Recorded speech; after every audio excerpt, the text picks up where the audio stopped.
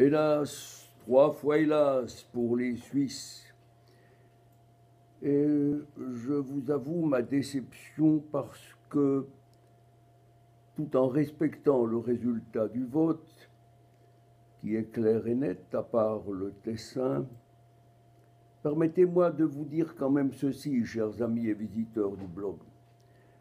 On a trompé l'électeur sur la marchandise parce que la majorité des hommes politiques et des soutiens à l'acceptation de la loi sur les armes de l'Union européenne, cette majorité s'est appuyée pratiquement sur Schengen en disant si on refuse cette loi, nous allons être éjectés de Schengen. Et ça, c'est l'argument massue qui a réussi. Eh bien, je dis aux gens qui ont utilisé cet argument que c'est tout simplement malhonnête. Et le pire de tous, c'était ce conseiller d'État valaisan qui a axé toute sa campagne sur Schengen en faisant peur. Eh bien, cela mériterait en définitive un recours parce que l'objet n'a pas été clairement défini.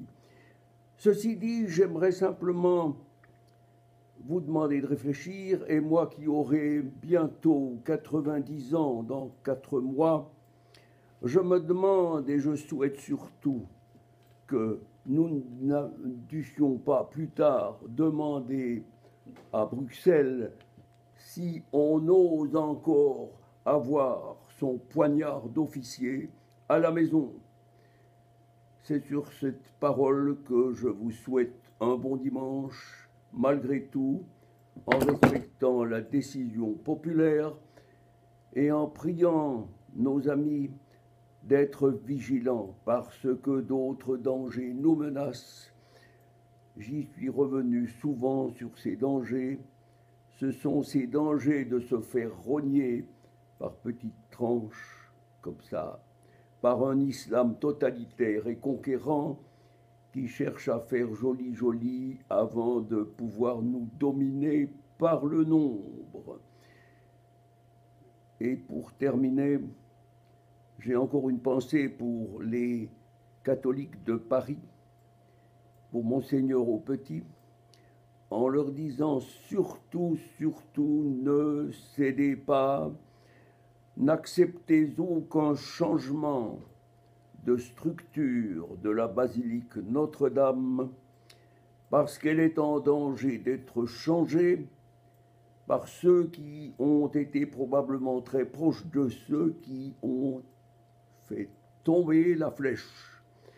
Parce que, voyez-vous, ce n'est pas un accident, c'est impossible, et beaucoup de documents sont sur Internet. Cette action a été mûrement préparée, il fallait nettoyer le toit afin d'y poser d'autres choses, et ces autres choses, elles sont dans le dossier que M. Hollande avait fait préparer avec Mme Hidalgo, maire de Paris. Nous sommes toujours dans la lutte entre Dieu et Satan.